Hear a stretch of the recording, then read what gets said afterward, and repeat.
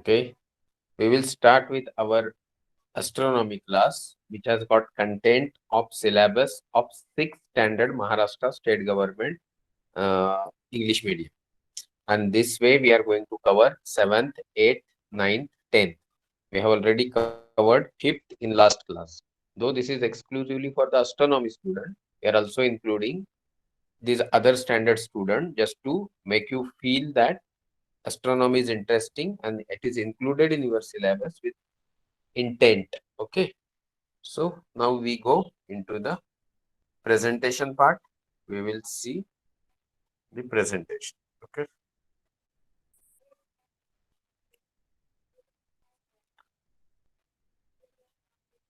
I hope my screen is visible.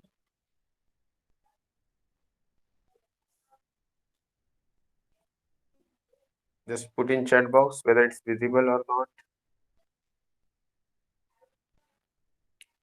Okay, so now we are actually into lecture 13 of our astronomy course. But for you, those who are from the uh, 5th to 10th standard, this is just for your background information that state government has included astronomy topic in 5th to 10th, at least in a one chapter. Okay, so this is my acknowledgement that I have taken details from some books or internet, and it is for your academic benefit. This is something which you all should know. Maharashtra state board books have got astronomy syllabus like this. So this you can see in your screen. 5th standard, our Earth and solar system. 6th standard, the universe, galaxy, solar system. Last lecture we covered our Earth and solar system. This time we will be covering the universe, galaxies and solar system. The next lecture, next Wednesday, we will be talking about sky watching, world of stars, constellation.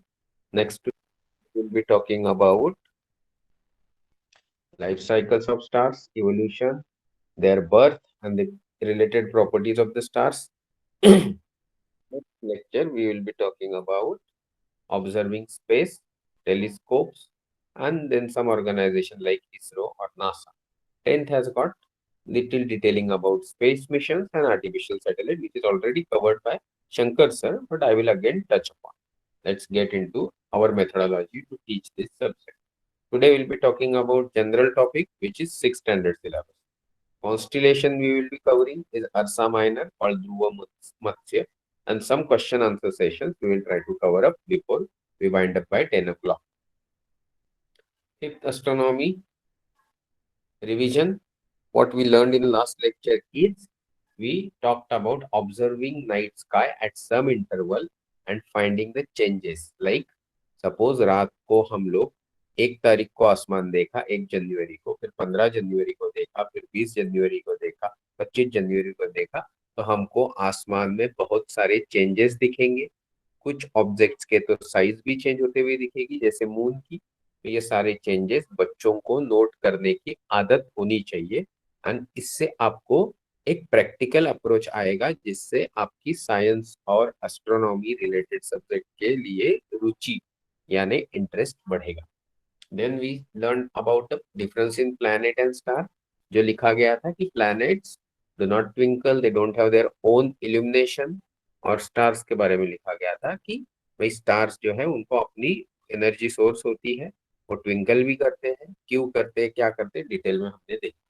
फिर हमने solar system के content के बारे में बोला. Planets होते हैं, asteroids होते हैं, मीटियोर होते हैं. देन इसके अलावा क्या होता है, प्लैनेट्स को नेचुरल सैटेलाइट्स होते हैं. फिर इसके अलावा होते हैं जिसको हम बोलते हैं कॉमेट्स, जो क्यूपियर बेल्ट या वुड्स क्लाउड से आते हैं. नई टर्म्स हमने सीखी जिसका टर्म का नाम था स्पेस. मतलब the space between any planet, planetoids और अर्थ. अर्थ और उसके बीच में जो नेक्स्ट प्लैनेट होगा उसके बीच में जो जगह है खाली, उसको स्पेस बोला जाता है. अंडरस्टैंड करने की कोशिश की कि ग्रेविटी मतलब गुरुत्वीय बल क्या चीज. तो जो भी चीज के साथ मास एसोसिएटेड है उसके साथ एक प्रॉपर्टी एसोसिएटेड है कि वो हर चीज को खींचता है, और उसको हम बोलते हैं गुरुत्वाकर्षणाचे बल, हिंदी में बोलते हैं गुरुत्वीय बल, इंग्लिश में बोला जाता है ग्रेविटेशनल फोर्स ऑफ अट्रैक्शन। फिर हमने चांद्रयान नाम की, हिंदुस्तान ने जो चांद्रयान 1 किया था उसके बारे में हल्का सा पढ़ा। फिर हमने मार्स ऑर्बिटर मिशन, जिसको शॉर्ट फॉर्म में MOM बोला जाता है, उसके बारे में पढ़ा। फिर आसमान में जाने के लिए जिस प्रणाली का इस्तेमाल होता है उस रॉकेट टेक्नोलॉजी के बारे में, उसके वजन के बारे में हमने पढ़ा। फिर हमने आसमान में पहली बार रशियन स्पेस एजेंसी के साथ इंडियन जो गए उनका नाम देखा, that is squadron leader Rakesh Sharma ji. Then we talked about कि ये सारी दुनिया में अब तक की जानकारी में पृथ्वी जैसा प्लेनेट हमको मिला नहीं है, तो हमको हमारी पृथ्वी के लिए केयर करना जरूरी है। फिर उससे रिलेटेड क्वेश्चन आंसर। आज हम जाएंगे उस चीज में जो हमारे एस्ट्रोनॉमी कोर्स का हमेशा ही पहला मुद्दा रही है, कि हम एक एक कॉन्स्टिलेशन यानी एक एक तारका समूह को जानने की कोशिश करते हैं। आज हम जानेंगे उर्सा माइनर, अर्सा माइनर, और जिसको हिंदी में ध्रुव मत से बोला जाता है। ये क्या है ये देखने के लिए हम यहाँ अभी ये चीज आपको अच्छे से देखनी है, आपके कंप्यूटर के स्क्रीन पे हो या फिर आपके मोबाइल के स्क्रीन पे हो, क्योंकि ये थोड़ी धुंधली सी है, लाइट है। तो आपको क्या देखना है? Anybody has got my voice problem, put in chat box. कि मेरे ख्याल से तो नहीं है, फिर भी चैट बॉक्स।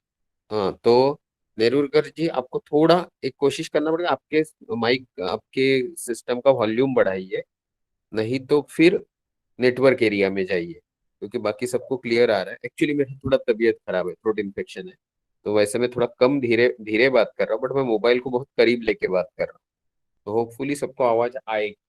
तो हमने अब तक एस्ट्रोनॉमी के क्लास में क्या क्या पढ़ा? तो हमने ये कॉन्स्टिलेशन पढ़ी जिसका नाम है एंड्रोमेडा। फिर हमने पढ़ी एक्वेरियस कॉन्स्टिलेशन। फिर हमने पढ़ी पाइसिस ऑस्ट्रिनस कॉन्स्टिलेशन। फिर हमने पढ़ी टुकुना। फिर हमने ग्रस पढ़ी। इस इनको पढ़ने के बाद हम लोग अभी जा रहे हैं, पेगासस पढ़ी, लेसेरेटा पढ़ी। आज हम पढ़ने वाले हैं इसको, इसका नाम है अर्सा माइनर। तो ये जो चित्र आप देख रहे हैं इसमें ही पोल स्टार है। तो आप यहाँ देख भी सकते हैं कि नीचे की तरफ वेस्ट लिखा है, W दिख रहा है आपको नीचे लिखा हुआ। तो अगर नीचे की तरफ W है और ये मैंने आसमान मेरे सर पे लिया है, तो मेरे राइट हैंड की तरफ नॉर्थ डायरेक्शन होगा, और नॉर्थ डायरेक्शन की तरफ पोल स्टार होता है। तो मतलब अर्सा माइनर में पोल स्टार है, ऐसे मैं बोल रहा हूँ। तो आज आपको पोल स्टार और नॉर्थ दिशा पहचानने वाली कॉन्स्टिलेशन के बारे में पढ़ना है। तो ये कॉन्स्टिलेशन को मैंने थोड़ा एक एटो शेप में डाल दिया, ये अर्सा माइनर है। आज हम इसके बारे में पढ़ेंगे in short.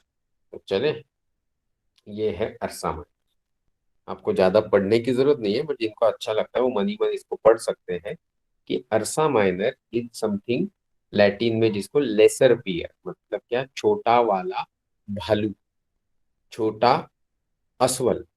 It is constellation of northern, north sky का ये कॉन्स्टिलेशन है। अगर कोई भी चीज का पोजीशन आसमान में बताना है तो हम आजकल नई चीज का इस्तेमाल करते हैं जिसको बोलते हैं राइट एसेंशन, RA, और declination. It is something like longitude and latitude. अभी जो नए बच्चे हैं उनको नहीं समझेगा, आपके लिए ये एक्चुअली है भी नहीं, ये एस्ट्रोनॉमी के क्लास के बच्चों के लिए, और ये 10 मिनट चलेगा। फिर आपका 6 स्टैंडर्ड का सिलेबस जो बेसिक एस्ट्रोनॉमी के बारे में है उसमें आएंगे। तो 15 डिग्री RA और 80 डिग्री नॉर्थ डिक्लिनेशन पे हमको ये कॉन्स्टिलेशन मिलता है, जिसको इंग्लिश में अर्सा माइनर यानी छोटा वाला भालू, यानी मराठी में ध्रुव मत से कहा जाता है, जिसमें पोल स्टार है।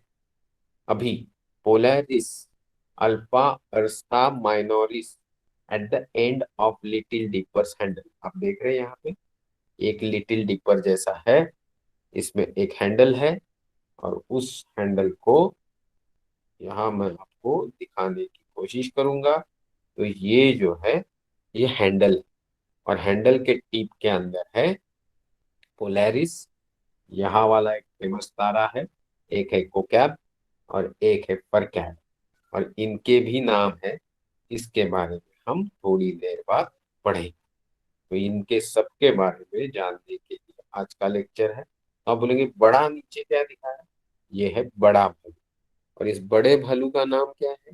इस बड़े भालू का नाम है अर्सा मेजर। ओके। तो अर्सा मेजर, अर्सा माइनर, बड़े छोटे दो भालू है। एक का मराठी में नाम है सप्तर्षि, अर्सा मेजर का, जिसके कारण पोल स्टार पहचाना जाता है। कैसे, वो हम आगे देखेंगे। और दूसरे का नाम है अर्सा माइनर, यानी पोलैरिस, पोल स्टार को अकोमोडेट करने वाली कॉन्स्टिलेशन। तो कैसे पहचानना है? बिग डिपर से, यानी सप्तर्षि तारका समूह के इस्तेमाल से आपको पोलैरिस यानी पोल स्टार यानी, नो इट्स नॉट ब्रेकिंग, एक मिनट मैं ही देख लेता हूँ किसी को कुछ problem. Yes sir, isn't the voice breaking? No, no not for me. Okay, ठीक है, आप लोग अपना अपना प्रॉब्लम सॉल्व करते हो, ये बहुत अच्छी बात है। ठीक है, नहीं मतलब मुझे डिस्टर्ब होने की जरूरत नहीं है। बट अगर कुछ प्रॉब्लम है तो यहाँ दो तीन लोग हैं जो इम्पोर्टेंट है, जैसे मंगलम सर प्रेजेंट होते हैं नॉर्मली। तो कुछ रहेगा तो मंगलम सर आप आवाज मुझे दे दीजिए या मुझे फोन कर लीजिए, क्योंकि हमारे यहाँ भी कभी कभी नेटवर्क का प्रॉब्लम होता है। ओम बाणकर जी, आपका समटाइम प्रॉब्लम है, समटाइम प्रॉब्लम है, ऐसा बार बार बोलने से नहीं होगा। ओके, आपका प्रॉब्लम है तो आप नेटवर्क ठीक करने के लिए कुछ घर पे बोल दीजिए। Okay. Others are new to this class, तो उनको मालूम नहीं कि सचमुच सर का नेटवर्क प्रॉब्लम है कि नहीं। तो मेरा नेटवर्क प्रॉब्लम नहीं है ऐसा मंगलम सर बोल रहे हैं। ओके। एनीवेज, तो हम बात कर रहे थे कि अगर हम इसे बोले अरसा मेजर और इसको बोले अरसा माइनर और ये है पोल स्टार, तो पहचानने के लिए जरूरी चीज है ये वाला जो लाइन बनाया, लाइन ऐसे खींच के इधर जाएगा तो हमको दिखेगा क्या? Pole star. या आप लोगों ने ऑलमोस्ट सीख ही लिया होगा, बट जिन्होंने नहीं सीखा उनको ये प्रैक्टिस करनी है, क्योंकि क्लास जब 10 बजे खत्म होगा तो आसमान में आपको दो चीजें दिखेंगी जरूर। ये जस्ट राइज होता हुआ तुमको दिखेगा, ये चीज। तो इसमें से ये दो जो है जिनका नाम है मेरैक एंड डुभे। ओके, क्रतु पूलह, पूलस्य, अत्रि, अंगिरा, वशिष्ठ, मरीच।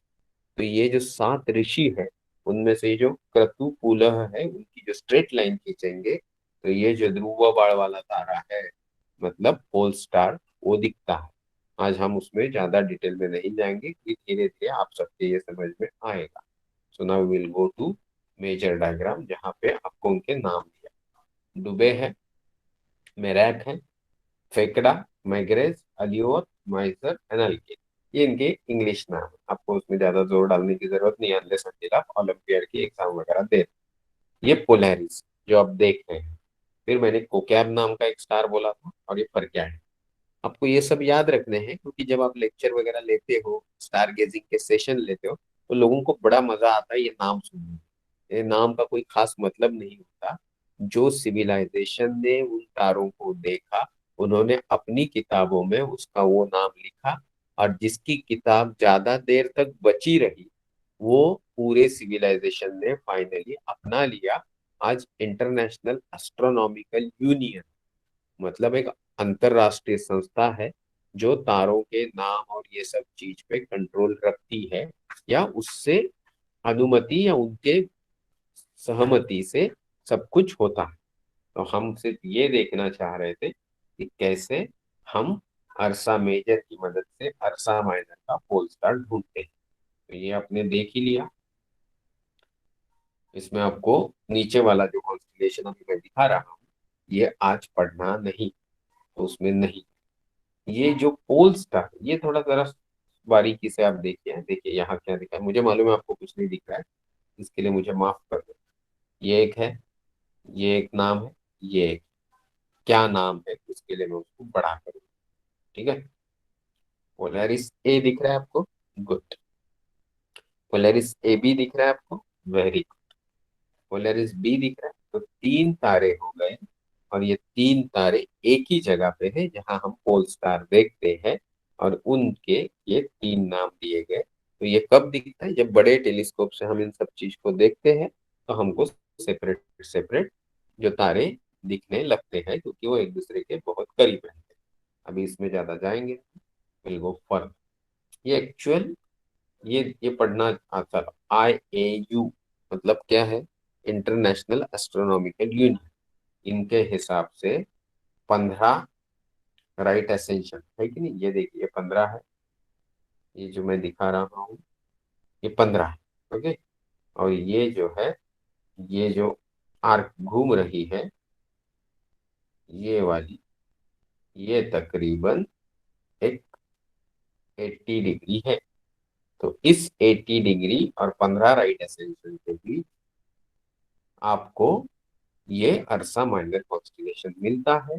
फिर अगर मैं उसको बड़ा करूंगा तो मुझे दिखेगा कोकैब, गामा मतलब फरकैट, फिर यहाँ दिखेगा पोलैरिस। तो ये जो सारे तारे हैं, अभी मैं थोड़ा आपको अच्छे से एक्सप्लेन करता हूँ ताकि आपके दिमाग में पक्का रहे। हमने क्या क्या सुना? हमने ये सुना कि पोलैरिस ब्राइटेस्ट स्टार है इस कॉन्स्टिलेशन का, जिसका नाम है अर्सा माइनर। पोलैरिस जो है वो येलो व्हाइट सुपर जायंट, ये ब्राइटेस्ट सेपिड वेरिएबल। अभी क्या है मतलब वेरिएबल स्टार मतलब क्या, उसकी ऊर्जा कैसे बदलती है, ये थोड़ा कॉम्प्लिकेटेड है, आप बच्चों के लिए नहीं। ओके। इसका जो मैग्नीट्यूड है वो तकरीबन 2 के आसपास है। और बेसिकली इस चीज के इनलाइन अपना नॉर्थ नॉर्थ पोल जो है वो डेसिग्नेट करते हैं, इसलिए आज की डेट पे ये पोल स्टार है। फिर बीटा जो है, ये बीटा है, that is Kochab. Okay. Beta ursa minoris also known as Kochab is an ageing star, ये मरने की कतार पे है। तो बड़ा सा फूल गया है, थोड़ा ठंडा हो गया है, तो वो आपको सफेद या ब्लू की जगह ऑरेंज कलर का दिखता है। पर आज की डेट पे भी इसका मैग्नीट्यूड पोलारिस के आसपास यानी 2.08 मतलब थोड़ा कम। फिर ग्यामा है, तो ग्यामा भाई साहब का नाम जो है वो है फरक्याड। और इसको ग्यामा और ये दोनों, ये है आपका गामा और ये है आपका बीटा, इन दोनों को मिला के बोला जाता है guardians of the pole star. क्यों? ऑब्वियसली ये देखिए, ये पोल स्टार, ये पोल स्टार है और ये उसको प्रोटेक्ट करने के लिए दो है, ऐसे दिख रहे हैं। तो भाई ये राजा है ऐसा मान लेते, तो ये दो जो है उसके सिर पे सलार है, जो उसको उसके रक्षक, तो इसलिए उसको guardians of the pole star बोला जाता है। ऐसी कुछ स्टोरीज होती है, इनका बहुत ज्यादा मतलब नहीं होता है, आपको इतना सोचने की जरूरत नहीं। देन वी हैव, यहाँ पे एक इम्पोर्टेंट तारा है, इसका नाम दिया है, दैट इज डेल्टा। ये जो आपको यहाँ डेल्टा दिख रहा है, ये डेल्टा जो है इसका नाम है इल्दुन। Delta अर्सा माइनोरिस is इल्दुन, इल्दुन। और जो जीटा है मतलब जी सॉरी सॉरी, ये जो जीटा है यहाँ पे आपको दिख रहा है, इसका नाम है अक्फा, अक्फा अल फरकाडेन। ओके। और ये जो नीचे ईटा है, ओके, यहाँ आपको ईटा दिख रहा है, इसका नाम है अनवर। अभी आप बोलेंगे ये तो बहुत सारे अरेबियन नाम दिख रहे हैं। तो यह अरेबियन इसलिए है कि जब यूरोप में अंधार युग आ गया, तो उस दरमियान वहाँ जो सारे लिटरेचर की जानकारी की मतलब उसकी मतलब गायब हो गई, जला दी गई। हाँ, तो उस समय उसको प्रोटेक्ट करने का काम अरेबियन सिविलाइजेशन ने किया। तो ऑब्वियसली जिन्होंने उसको बचाया, उन्होंने उसको अपने नाम भी दे दिए। तो उस तरीके से आजकल बहुत सारे तारों के कॉन्स्टिलेशन के नाम अल, अनवर, अक्फा ऐसे है। okay, it is a contribution from most of the civilization which are old and उन्होंने कहीं ना कहीं जानकारी को प्रोटेक्ट करने की कोशिश की। अभी अरसा माइनर की, ये अरसा माइनर नाम की ये जो सफेद सफेद एरिया में आपको कॉन्स्टिलेशन दिख रही है, कितनी दिख रही है? इतनी, ये ऐसे दिख रही है ना ऑलमोस्ट, ये ये ये जो है ये 56 कॉन्स्टिलेशन का साइज, मतलब 88 कॉन्स्टिलेशन में 56वें नंबर पे साइज के फॉर्म में आता है। 256 स्क्वायर डिग्री का एरिया है। और इसके नेबरिंग कॉन्स्टिलेशन जो है वो आपको यहाँ मैं बड़े करके दिखाता हूँ। कैमिलोपार्डियलिस दिख रहा है आपको यहाँ पे, ये है कैमिलोपार्डियलिस। ठीक है।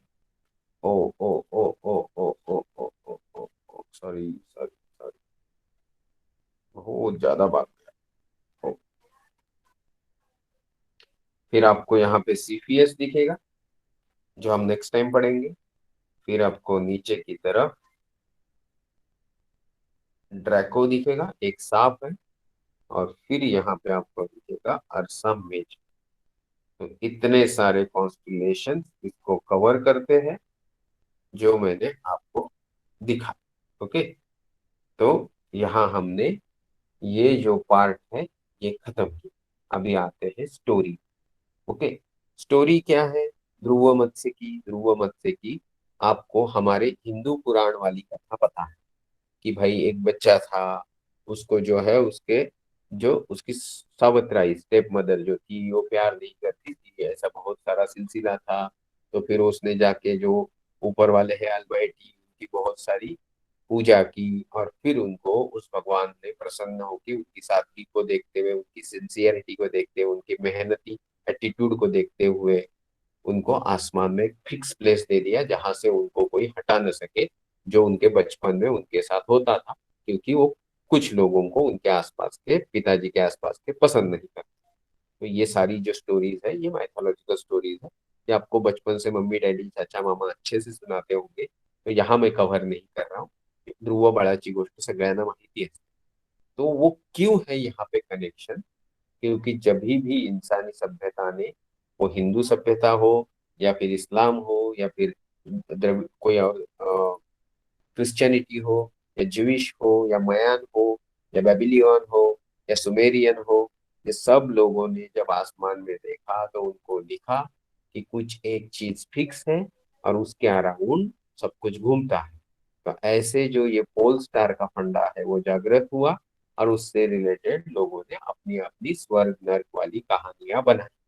तो ऐसी ही कहानियां वेस्टर्न फिलोसॉफी में भी है, जिसमें ये दो अश्वल है जो है वो किसी ने उनको शाप दिया या उनको किसी ने कन्वर्ट कर दिया प्राणियों में, ऐसे टाइप के फेरी टेल्स से संबंधित है। बट उसमें भी कहीं ना कहीं भगवान है, भगवान लोग का राजा है, और उसने किसी को सजा दी है फिर किसी को बाद में बचाया है। तो वो सब कैरेक्टर में हेरा है, आर्कस है, ऐसे बहुत सारे नाम आते हैं।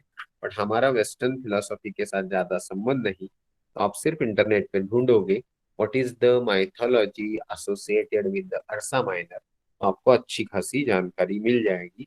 मैं उसमें नहीं जा रहा हूँ। अभी हम आते हैं कि हर कॉन्स्टिलेशन में हम कुछ डीप स्काई ऑब्जेक्ट देखते हैं। तो अभी हम डीप स्काई ऑब्जेक्ट को देख रहे हैं, उसका नाम है NGC 6217, जो अर्सा माइनर कॉन्स्टिलेशन में है। अर्सा माइनर में जो डार्क स्पेरॉइडल गैलेक्सी है जिसका नाम है न्यू जनरल कैटलॉग, मतलब NGC में 6217, जिसको डिस्कवर किया अल्बर्ट विल्सन ने तकरीबन 1955। कैसे दिखती है वो चीज? जो ड्वार्फ गैलेक्सी है वो स्पेरॉइडल, वो ऐसे है। अभी आप बोलोगे इसमें तो हमको कुछ समझ में नहीं आ रहा।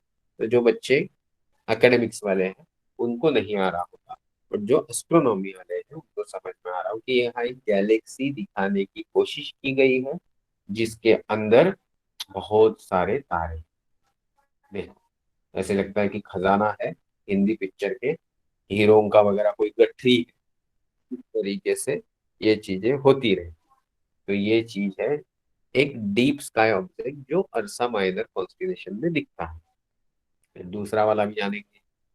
यहाँ आपको अर्सा माइनर कॉन्स्टिलेशन का डीप स्काई ऑब्जेक्ट NGC 6251 दिखा है। क्या है ये 6251 जो है वो active super giant elliptical radio Galaxy. Okay, जो हमसे तकरीबन 340 मिलियन मतलब 34 करोड़ लाइट ईयर्स दूर है। ये मिलियन ट्रिलियन आपको समझना होगा। तो ये जो है इसमें दो एक्टिव गैलेक्टिक न्यूक्लियस है, और उसके कारण हमको ये इस तरीके से दिखता है। अभी आपको छोड़िए, मुझे भी ये चीजें ज्यादा समझ में नहीं आती। ये जो फोटोग्राफ है ये हबल स्पेस टेलीस्कोप जो आसमान में छोड़ा गया है 1990 के आसपास, उससे ली गई तस्वीरें हैं। अपने पर्सनल टेलीस्कोप कितना भी बड़ा हो उससे ये सब जानकारी हासिल नहीं हो सकती। फिर हम आगे जाएंगे। यहाँ हमने देखने की कोशिश करेंगे डीप स्काई ऑब्जेक्ट जो रेडियो गैलेक्सी। तो आप सबको पता ही होगा, पूना में नारायण गांव के आसपास खोदाद नाम की जगह पे इंडिया का, और जो कुछ साल पहले दुनिया का सबसे बड़ा रेडियो टेलीस्कोप है, GMRT, giant metre wave radio telescope, वो है। उस टाइप के रेडियो टेलीस्कोप से बहुत सारी अलग तरह की जानकारी हमको आसमान के बारे में, सेलेस्टियल बॉडीज के बारे में मिलती है। वो जानकारी जो है वो रेडियो फॉर्म, मतलब रेडियो वेव्स से इंटरप्रेट की जाती है। वैसे रेडियो वेव्स से ली गया चित्रण, या हम उसको बोल सकते हैं जो सोर्सेस रेडियो वेव्स ज्यादा इमिट करते हैं, जिनके नाम है कि जैसे लाउड क्वासार्स हैं, ब्लेजर्स हैं, ओके, कुछ टाइप के एक्टिव गैलेक्टिक न्यूक्लियाइज हैं, ये रेडियो वेवलेंथ्स में ही ल्यूमिनियस दिखते हैं। और उस तरीके की चीज का फोटो यहाँ दिखाया गया है। ल्यूमिनियसिटी जो है वो तकरीबन 1000 वैट के आसपास रहती है, और रेंज जो है ऑब्जर्वेशन की, वेव्स की, अभी ये बच्चे लोग को समझ में नहीं आ रहा होगा, मुझे माफ कर दो, 10 मेगा हर्ट्ज से 100 गीगा हर्ट्ज के बीच में रहे। तो ये चीज आपको सिखाने के चक्कर में मैंने भी पहली बार देखा। तो आज का अरसा माइनर का ऑब्जेक्ट कंटेंट, स्टोरी और स्टार रिलेटेड जानकारी खत्म हो। अभी हम आते हैं सबसे इम्पोर्टेंट चीज, कि मैंने एक बार बोला कि पोल स्टार नाम से बोला जा सकता है, बट वो फिक्स नहीं है। तो किसी अपने ही स्टूडेंट में गलत सुन लिया कि सर पोल स्टार स्टार नहीं। तो ऐसा नहीं बोला था, मैं बोला था कि पोल स्टार फिक्स नहीं है, पोल स्टार बदलता है। तो यहाँ जो चित्र आपको दिखाया, ये आपको बताएगा कि पोल स्टार बदलता कैसे। एस्ट्रोनॉमी क्लास के कितने बच्चे हैं मैं देखना चाहता हूँ यहाँ पे। यहाँ पे है, अविरत है, भव्या है, आयुष है, हम्म, पिकड़े सर है ही नहीं, that is what, संकल्प है, देन श्लोक इज देयर, संफ्यू, okay, this Aarush, Ayush is there, है, बहुत सारे लोग हैं। मैं आपको सिर्फ यही बताना चाह रहा हूँ कि ये आपके लिए चल रहा है। ये जो चल रहा है इसमें आपको ये समझना होगा कि सपोज हम अगर एक छोटा से टैप की बात करें, ऐसा एक टैप होता है ना, जिसको नीचे ऐसे रहता है, और फिर हम उसको वाउंड करके ऐसा फेंकते हैं, तो फिर वो घूमता है उसके एक्सिस के अराउंड ऐसे। तो ये जो घूमने की उसकी, व्हर्लिंग की उसकी कैपेसिटी खत्म हो जाती है, तो गिरने के पहले उसके एक्सिस के अराउंड थोड़ा आगे पीछे हिलने लगता है। उस मोशन को बोला जाता है, अपने पृथ्वी के मामले में, प्रेसिजनल मूवमेंट। तो वो जो प्रेसिजनल मूवमेंट है, वो प्रेसिजनल मूवमेंट जो सर्कल बनाती है, उस सर्कल की तरफ जो तारा आता है, उस तारे को हम पोल स्टार बोलते हैं। तो अगर इस तरीके से पोल स्टार बदलता है, तो हमको जानना है कितने सालों में बदलता है। उसका जवाब उन्होंने यहाँ पे दिया है। प्रेसिजनल सर्कल जो है अर्थ के एक्सिस का, वो 26,000 साल में पूरा रोटेशन कंप्लीट कर लेगा। ये चीज आपको फिजिकली नहीं समझ में आई होगी, तो ये मेरी जिम्मेदारी है कि जब भी आप यहाँ आएंगे तो आपको मैं ये अच्छे से समझा दूंगा। कैसे बदलता है वो सर्कल, वो आगे आपको पता चलेगा। आज हम कहाँ पे हैं? आज हम है 2021 में। यहाँ 2000 दिख रहा है, यहाँ 4000 दिख रहा है। तो ये जो बीच की लाइन है 3000 है, और इसके मैं 10 छोटे छोटे छोटे छोटे हिस्से करूं, तो ये जो मैं बनाया, ये शायद 2100। तो अगर ये 2100 है, जिसमें हम है ना, तकरीबन 2020 में, 2021 में हम आ गए, तो इस जगह पे अभी जो तारा है वो अपना पोल स्टार है। और वो तारा कौन है, देखिए मैं अभी हटा देता हूँ मैंने जो किया हो। तो वहां पे जो तारा है वो आप देख सकते हैं, वो इस कॉन्स्टिलेशन का, केटल के हैंडल का तारा है, जिसका नाम है पोलैरिस। तो ये जो पोलैरिस है, ये तारा और कुछ साल बाद, 4,000 साल बाद कौन होने वाला है उधर का, उसकी जगह कौन लेने वाला है? सन 4,000 में उसकी जगह लेने वाला है ये वाला तारा। सन 7,000 में उसकी जगह लेने वाला ये तारा। तो ये तो सेफियस कॉन्स्टिलेशन है। तो मतलब 4,000 से लेके 8,000 के दरमियान नॉर्थ पोल की तरफ सेफियस कॉन्स्टिलेशन के तारे रहेंगे। उसमें से ये जो भाई साहब मैंने आपको दिखाए, इन भाई साहब का नाम है अल्दरामीन। ये अल्दरामीन। ओके।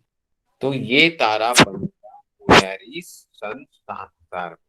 आपको टेंशन लेने की बिल्कुल जरूरत नहीं है, ना आप रहेंगे ना मैं रहूंगा। तो इस तरीके से जब आगे जाएंगे तो आपको यहाँ मैंने कुछ तारा दिखाया, मोटा सा बड़ा सा, 14,000 के आसपास, ये पोलैरिस के आसपास होगा। कोई मुझे इसका नाम बताएगा चैट बॉक्स में?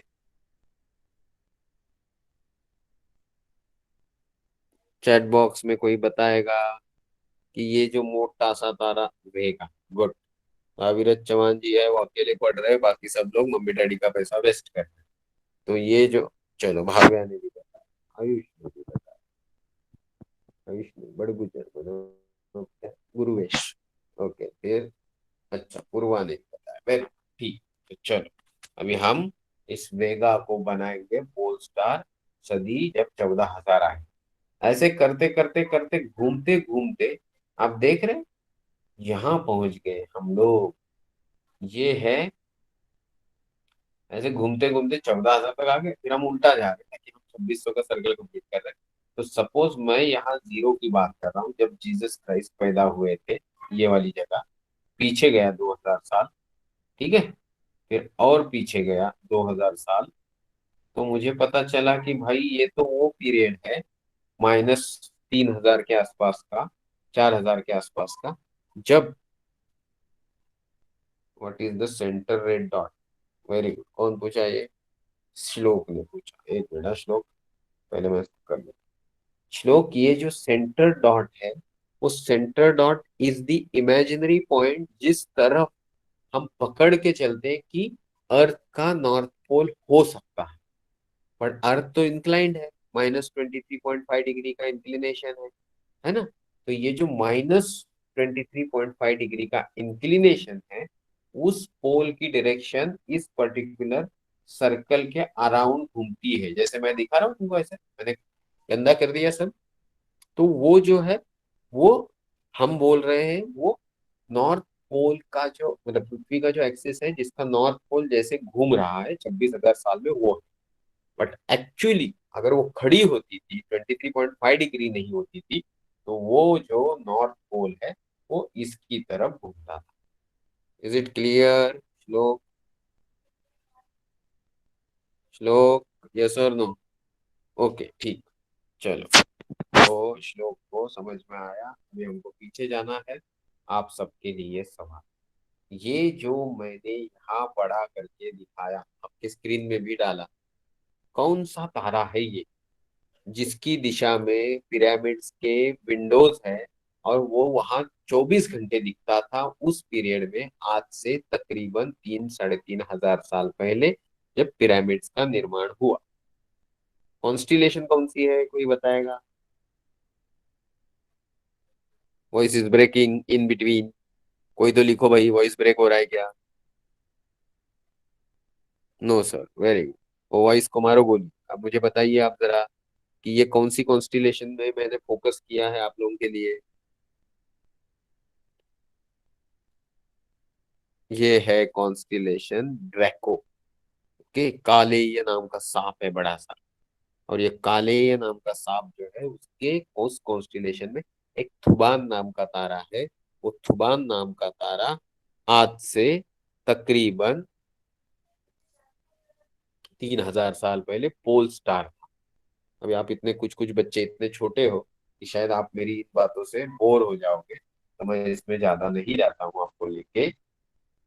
सिर्फ बताता हूँ कि यहाँ पे जो मैंने आपको दिखाया, वो अर्थ के नॉर्थ पोल का प्रेसिजनल सर्कल। चले अभी थोड़ा बच्चों वाली डायग्राम में आ जाए। तो ये बच्चों वाली डायग्राम में आपको मैंने जो अभी दिखाया वही फिर से दिख रहा है। ये है आज का पोलैरिस, दिख रहा है सबको? गुड। ये है भाई 7,000 वाट का पोलैरिस, दैट इज अल्डरामी। ये पोल स्टार है आज का। फिर ये डेनेब है साइग्नस कॉन्स्टिलेशन का।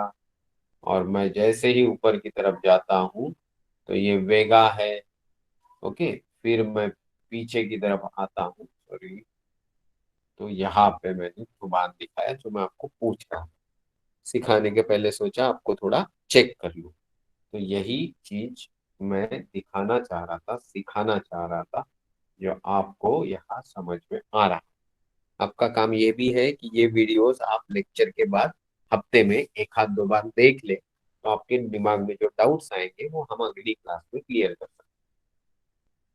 चले आगे। यहाँ पे भी सब कुछ वही दिखाया है, सिर्फ यहाँ की खासियत ये है कि साउथ पोल का प्रेसिजन सर्कल और साउथ पोल का कोई भी तारा प्रोमिनेंट नहीं है जो,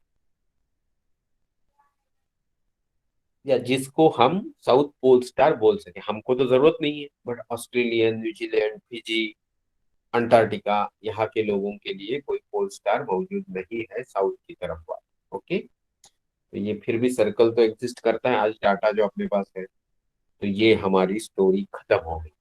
अभी हमारे पास तकरीबन 20 मिनट है जिसमें हम बेसिक्स पढ़ेंगे, और उस बेसिक्स में हम लोग जानेंगे कि भाई एग्जैक्टली सिक्स स्टैंडर्ड को गवर्नमेंट या एजुकेशनल डिपार्टमेंट ऑफ महाराष्ट्र कौन सी एस्ट्रोनॉमी पढ़ाना चाहता है। ओके। तो हमने मीटियोर शॉवर्स वगैरह देखे थे, अर्सा माइनर से भी एक मीटियोर शॉवर होता है, उसको बोला जाता है अर्सिडीज।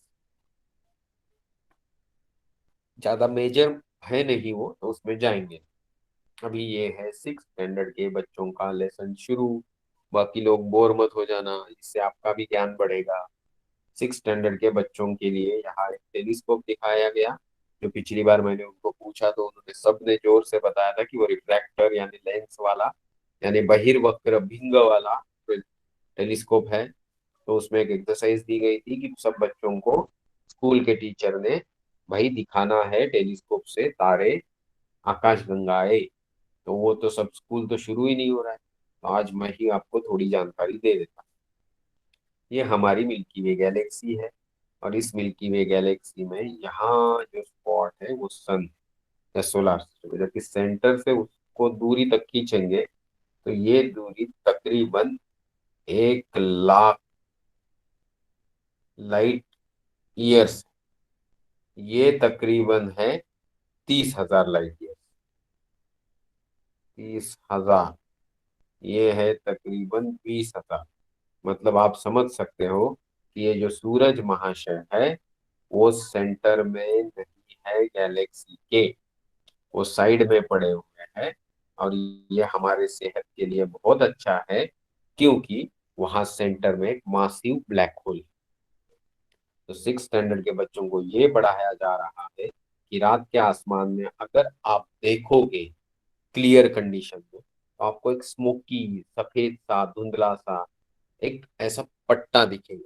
और ये सफेद सा धुंधला सा जो पट्टा है वो कोई और नहीं है, it is, sir you have posted the lecture after ninth lecture, have you posted? Yes, yes yes Purva, I have posted everything. कभी कभी सर को इस तरीके के इंस्ट्रक्शंस थी कि आप उसको प्राइवेट बना दीजिए, बट अभी हमने उसको पब्लिक बना दिया, because after ninth video lecture it is showing that the, okay okay, you are absolutely right. अभी सर उसको हमने पूर्वा, हमने उसको ये कर दिया, पब्लिक कर दिया, आप देख सकती है, कोई प्रॉब्लम। ओके। सो सिक्स के बच्चों के लिए कि भाई नॉर्थ टू साउथ जाने वाला तारों को ग्रैब करता हुआ बड़ा सा व्हाइट बैंड जो दिखता है वो अपने मिल्की वे गैलेक्सी यानी अपनी मंदाकिनी दीर्घिका की एक बाहु मतलब आर्म है। और उस तरीके से गैलेक्सीज में इनन्यूमेरेबल स्टार्स, प्लानिटरी सिस्टम्स रहती है। इसी चीज को गैलेक्सी बोला जाता है। जैसे हमारी मिल्की वे गैलेक्सी में 200 अरब स्टार सिस्टम है। उसकी बगल वाली एंड्रोमेडा गैलेक्सी जिसका चित्र नीचे दिखाया गया है, इसमें तकरीबन 400 बिलियन स्टार सिस्टम्स हैं। ओके, तो ये जो मिल्की वे गैलेक्सी जहां पड़ी हुई है, एंड्रोमेडा गैलेक्सी, इनको लोकल ग्रुप ऑफ गैलेक्सी बोला जाता है। Milky Way galaxy includes many stars smaller than our sun. Milky Way galaxy includes many stars which are bigger than our sun. रात के आसमान में दिखने वाले सारे तारे सूरज से बड़े हैं, जबकि जो दिखते ही नहीं ऐसे भी तारे हैं और वो सूरज से काफी छोटे हैं। अपना सूरज अगर हम एक स्पेसिफिक डिस्टेंस पे लेके जाए तो शायद वो भी दिखना बंद हो जाए, बट वो हमसे बहुत करीब है, सिर्फ 15 करोड़ किलोमीटर की दूरी पे है, तो हमको वो अच्छे से बड़ा दिखता है। इसके अलावा क्या रहता है गैलेक्सीज में? Celestial bodies such as cluster of stars, मतलब बहुत सारे तारों का जमावड़ा, पुंज। ओके, समूह। नेब्यूला मतलब बादल जिनमें हाइड्रोजन और हीलियम चाकच भरा रहता है। ऐसे भी गैसेस के क्लाउड है जिसमें और गैसेस भरे हुए हैं, जो कभी तारों के निर्माण में या मरने में पैदा हो। ऐसे भी क्लाउड्स है इसमें ढेर सारी डस्ट है, मरे हुए तारों के अंश है, और नए पैदा होने वाले तारों का बीज है। अभी बीज मतलब ऐसा मत पकड़ो कि आप दुकान में गए और भिंडी का एक पॉकेट में बीज लेके आए, ये सब थिंकिंग मत रखना। ये भाषा है जिसमें हम बोलते हैं कि भाई यहाँ तारा जन्म ले रहा है। मतलब जन्म ले रहा है मतलब ऐसा आप मत सोचो कि जैसे प्यूपा से बटरफ्लाई निकल रहा है, तो इट इज डिफरेंट। बट आपको समझ में आना चाहिए कि तारे भी जन्म लेते हैं, मरते हैं, और इनको हम बोल सकते हैं फिजिकल केमिकल न्यूक्लियर रिएक्शंस। किसकी? गैस की। Under what? Under gravitational influence. एक मिनट, कुछ चैट बॉक्स में आप लोग लिखते हो मुझे पता नहीं। Milky Way galaxy is in लमे का लोकल ग्रुप ऑफ गैलेक्सी। अच्छा, ये जो मिल्की वे गैलेक्सी है ये लोकल ग्रुप का हिस्सा है। अभी यहाँ जो लिखा है वो नहीं है। मैं जो जानता हूँ जो ये है कि milky Way Galaxy, Andromeda Galaxy, एक वर्गो सुपर क्लस्टर का हिस्सा है। अभी वर्गो आप जानते होंगे कन्या राशि है। वो कन्या राशि जिस दिशा में है उस तरफ से जो गैलेक्सीज के बहुत सारे ग्रुप है उनका हम हिस्सा है। तो आपने जो दी वो जानकारी मेरे लिए भी नहीं है, पर शायद सच हो सकती है, तो हम देखेंगे उसको। Universe includes innumerable Galaxy. Innumerable कुछ नहीं होता, बट फिर भी आज की डेट में जो क्वांटिटी मतलब 100 बिलियन प्लस इतनी गैलेक्सीज हमको जानकारी में है। तो हमने यहाँ एक गैलेक्सी दिखाई, ऊपर वाली अपनी मंदाकिनी देवी का, नीचे वाली बगल वाली मतलब देवयानी देवी। इसमें और भी चीज दिखाई, ये जो है चुटकू, ये है M110 और M32। ये मेसियर ऑब्जेक्ट्स है जो बाकी बच्चों को हमने, सॉरी, बाकी बच्चों को हमने सिखाए थे। Okay, so we go out of this slide and go to the next slide. I hope everybody is comfortable. अभी हम यहाँ गैलेक्सी के टाइप्स देखेंगे। आप सबको मालूम है हमारे भी टाइप्स होते हैं, फिर कुछ गधे लोगों ने और टाइप बना दिए, उसके लिए जाति धर्म भाषा बना दी। बट अगर फिजिकली हम ऑब्जेक्ट्स की बात करें तो उसमें इस तरीके से फर्क रहता है कि जैसे दो गाड़ी है, तो एक 4 पहियों वाली रहेगी, एक 2 पहियों वाली रहेगी, एक पेट्रोल पे चलती होगी, एक डीजल पे चलती होगी। वैसे ही डिजाइन का, मैन्युफैक्चरिंग का फर्क होता है। वैसे ही गैलेक्सीज में भी उनके रूप रंग दिखावा, उनके अंदर के स्ट्रक्चर के हिसाब से फर्क होता है।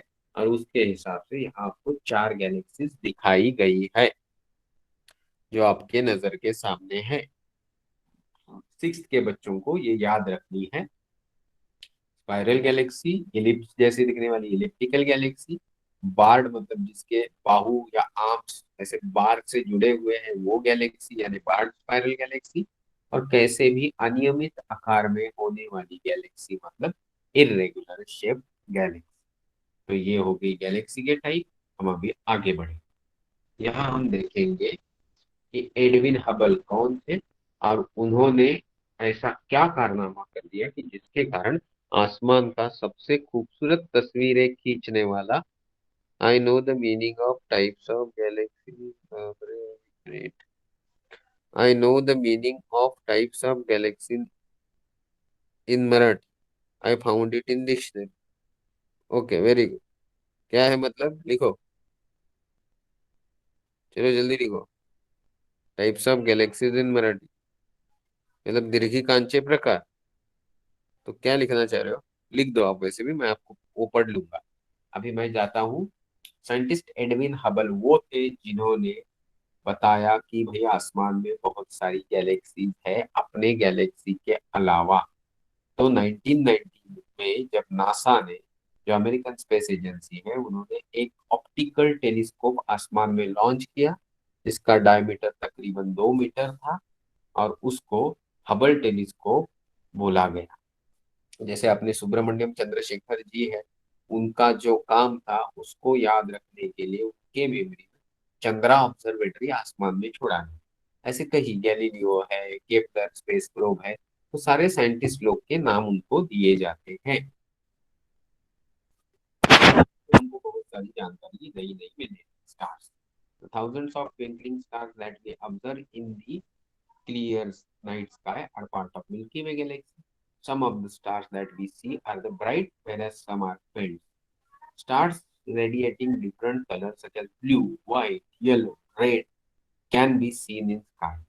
Actually, we see stars with a varying brightness. कुछ कुछ तारों का ब्राइटनेस जो है वो बदलते हुए दिखता है। And the birth place of stars are huge nebula. तो यहाँ पे आपको एक बड़ा सा नेबुला दिख रहा है। शायद इसका नाम है M42, मतलब मेसियर ऑब्जेक्ट 42, जो ओरायन नेबुला है। और ये ओरायन नेबुला आसमान में ओरायन कॉन्स्टिलेशन में दिखता है। और आज एक स्टूडेंट ने एस्ट्रोनॉमी के ग्रुप पे ओरायन कॉन्स्टिलेशन का फोटो डाला था, और उस फोटो में जो 3 तारे दिख रहे हैं, उन 3 तारों के नीचे की तरफ जो छोटा सा ग्लोइंग जगह दिखता है, वही इस नेबुला की, ओरायन नेबुला की जगह है। तो यहाँ पे तारों को जन्म लेते हुए बहुत सारे साइंटिस्ट लोगों ने ऑब्जर्वेशन के दरमियान देखा। सरफेस टेम्परेचर, ये जो तारे हैं इनका 3500 से लेके 50,000 डिग्री तक होता है। और कलर ऑफ स्टार्स जो है वो उसके टेम्परेचर के हिसाब से बदलता है। क्या आपको ये सारी चीजें अच्छे से समझ में आ रही है? चैट बॉक्स में लिखो फटाफट, तो मैं आगे बढ़ सकूं। कितने स्टूडेंट है? 32 स्टूडेंट है। तो भाई सबको सब समझ में आ रहा है क्या? ये सबके लिए जरूरी है, भले छोटे बच्चों का क्लास हो रहा है। एक मिनट, सब आई नो मीनिंग हो गया। स्पाइरल, सर्पिलाकार, इलिप्टिकल, लंबवर्तुळाकार, बार्ड स्पाइरल, अवरुद्ध चक्राकार, इरेग्युलर, अनियमित। I don't have Marathi, that is fine, it's wonderful. सबके लिए, जो मराठी मीडियम के बच्चे हैं उनके लिए अरुष ने, अरुष ही है मेरे ख्याल से इनका नाम, एक अच्छी मदद की है कि उन्होंने इंग्लिश का Marathi in English text translate किया है, जिससे आपका ज्ञान बढ़ेगा कि एग्जैक्टली ये इंग्लिश वाले क्या बोलना चाहते हैं। तो सबको सुनाई दे रहा है, इसको थैंक यू बोल के हम आगे बढ़ते हैं कि तारों के भी प्रकार। सन लाइक स्टार, जो सन जैसे हैं उनको हम बोलेंगे sun like star. These stars can be slightly smaller or bigger than sun, average like the sun, but there is lot of difference in their temperature. जैसे सीरियस, जो ओरायन कॉन्स्टिलेशन के नीचे एक डॉग स्टार है, Hunter वाला star है, वो भी सूरज की तरह है। अल्फा सेंटोरी भी सूरज की तरह है। तो ये जो है वो हल्के फुल्के टेम्परेचर साइज में सूरज की तरह है, जबकि सीरियस मेरे ख्याल से तकरीबन सूरज से 8-10 गुना बड़ा है। रेड जायंट्स, जो लाल रंग के हैं और बहुत बड़े हो गए हैं, उनकी सरफेस का टेम्परेचर तो सूरज से कम रहेगा, क्योंकि सूरज येलोइश टाइप का है। बट ये जो लाल वाले हैं इनका टेम्परेचर 3,000 से 4,000 रहेगा। Their luminance can be 1,100 times that of the sun, क्योंकि वो बड़े हैं। Their diameter is 100 to 10 times than that of the sun. Okay, red giants मतलब रेड कलर के होते हैं। और किसी को कोई प्रॉब्लम नहीं? बाइनरी और twin star, more than half of the stars in the sky are binary. हमने अभी पोलारिस देखा, दिखता है एक, है दो, तीन। ओके, तो बाइनरी मतलब दो स्टार जो एक दूसरे से ग्रेविटेशनल इन्फ्लुएंस से जुड़े हुए। They consist of two stars that revolve around each other. At times, three or four stars revolve around each other. Also have been located. Castor Pollux जो है वो इसी तरीके से 4 या 6 तारों का सिस्टम। वेरिएबल मतलब होता है जिनका ल्यूमिनेंस शेप बदलता रहता है, कभी छोटे होते हैं कभी बड़े होते हैं। This star example it emits less energy when star expand, वो कम एनर्जी इमिट करता है एंड एट सच टाइम इसका ब्राइटनेस कम हो जाता है। जब तारा छोटा होता है सरफेस टेम्परेचर बढ़ जाता है, ज्यादा एनर्जी इमिट करता है तो ब्राइटर दिखता है। ये जो बात लिखी है वो इतनी सहज और सिंपल नहीं है। छोटा होने से उसका सरफेस एरिया कम हो जाता है, तो उससे के कारण भी थोड़ा ब्राइटनेस कम हो जाता है, बट आप बहुत छोटे हो उसमें जाएंगे नहीं। इसके बारे में लिखा है कि pole star is a variable star.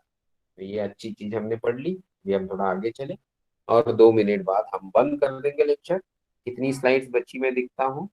1, 2, 3, 4, 5, 6, 7, 8, 9, 10।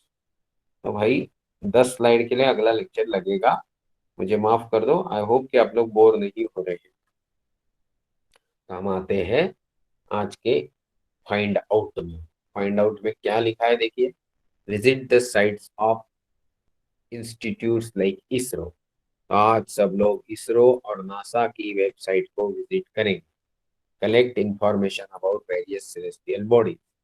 तो भाई 5th स्टैंडर्ड वाले चंद्रमा के बारे में जानकारी निकालेंगे, 6th स्टैंडर्ड वाले पृथ्वी के बारे में, 7th स्टैंडर्ड वाले जो है वो मार्स के बारे में, 8th स्टैंडर्ड वीनस के बारे में। ऐसे आप अपने हिसाब से जानकारी निकाल सकते हो, किसमें, सोलार सिस्टम में भी और यूनिवर्स में भी। And discuss the same in class. अभी क्लास में डिस्कशन करना है तो हमको सेपरेट क्लास लेना पड़ेगा। मुझे कोई प्रॉब्लम नहीं है अगर आपका इंटरेस्ट है। ओके। और एक इनपुट आया, रेड जायंट्स मतलब लाल राक्षसी तारा, सुपरनोवा मतलब महाराक्षसी तारा, बाइनरी और ट्विन स्टार मतलब जोड़ तारा, और वेरिएबल स्टार मतलब रूप विकारी तारा। अभी ये जो नॉलेज आप बढ़ा रहा है उसके लिए उसको चॉकलेट दे दो सब लोग मिलकर। ओके।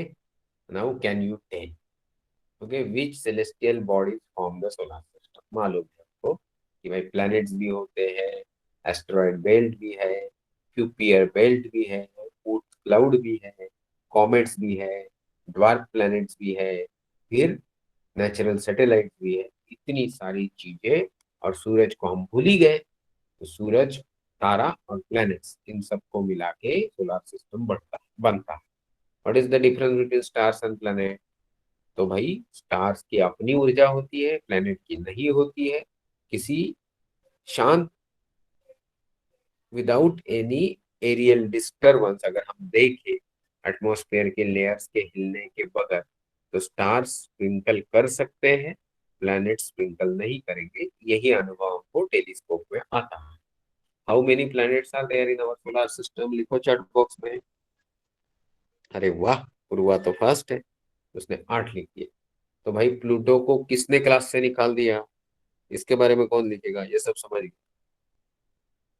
प्लूटो को प्लेनेट क्यों? वाह, श्लोक ने क्या बढ़िया जवाब दिया। बोला कि इंटरनेशनल एस्ट्रोनॉमिकल यूनियन ने श्लोक प्लूटो को क्लास से निकाल दिया। क्यों निकाला, कौन लिखेगा? Pluto is dwarf planet, correct. But क्यों ड्वार्फ है? क्योंकि एक्चुअली प्लेनेट के लिए जो बहुत सारे रूल बने हैं, 3-4 रूल्स है, वो प्लूटो फॉलो नहीं करता है। आप भी रूल फॉलो नहीं करेंगे तो आपको भी, में अपने क्लास से तो नहीं निकालेंगे, और जहाँ स्कूल में जाते हो वहां आपको श्योर पनिशमेंट मिलता होगा। सो जिंदगी में what is important is discipline follow कर। What is to be found between Mars and Jupiter? तो जवाब तो लिख ही दिया अच्छे बच्चों ने कि भाई एस्टेरॉयड बेल्ट। ओके। अभी नीचे लगा it is small compare to other planets. Correct, you are right, absolutely right. Okay. So solar system की बात करें, पर 10 बज गए, तो भाई समय समाप्त हो गया।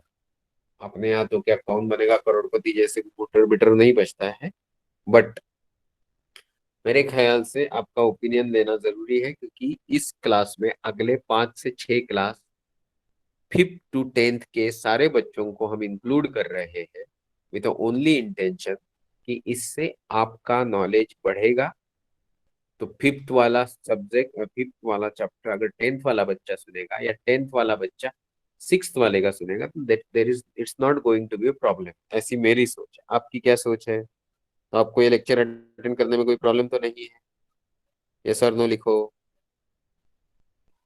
नो प्रॉब्लम, ठीक। अभी आते हैं जो एस्ट्रोनॉमी क्लास के हैं। एस्ट्रोनॉमी क्लास के बच्चों को ये जो हम एकेडमिक्स वालों का एस्ट्रोनॉमी का सिलेबस सिखा रहे हैं, इससे कोई प्रॉब्लम तो नहीं है? चाहिए तो आपके 1-2 लेक्चर हम ले लेंगे एक्स्ट्रा। अविरत ने तो यस बोल दी, no problem. So today we stop here, we will start next time with solar system. इसी तरीके से जाएंगे। आप थोड़ा एक्स्ट्रा पढ़ने की आदत डाल दो। Sir, are you taking classes on Sundays and Saturdays? किस चीज के लिए Purva? I didn't get your question, you can put me WhatsApp. Okay, यहाँ पे ये डिस्कशन नहीं करते हैं। अपना जो एस्ट्रोनॉमी का क्लास है वो सिर्फ और सिर्फ वेनसडे होता है, क्योंकि उसी समय मेरे पास फ्री टाइम है। ओके, तो इस ये एस्ट्रोनॉमी का क्लास है, सेपरेट कोर्स का अपना। तो बाकी सैटरडे संडे वगैरह थोड़ा मुश्किल है। आप धीरे धीरे पढ़ते रहिए, और पढ़ते पढ़ते आपका एस्ट्रोनॉमी का ज्ञान बढ़ते रहे। Okay sir, you see my answer. कौन सा है answer?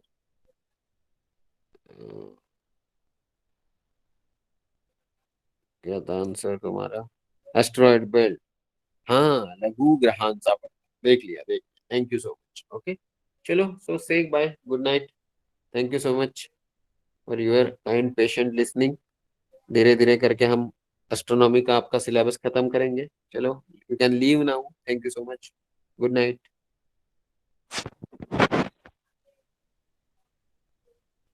Bye sir. Good. Good night, good night. Bye sir. Bye bye. Bye sir. Bye bye sir.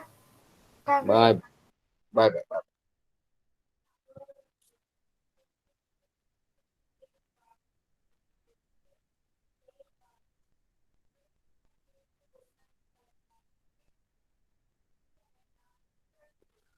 चलो चलो, जल्दी leave the class, so that I can wind up.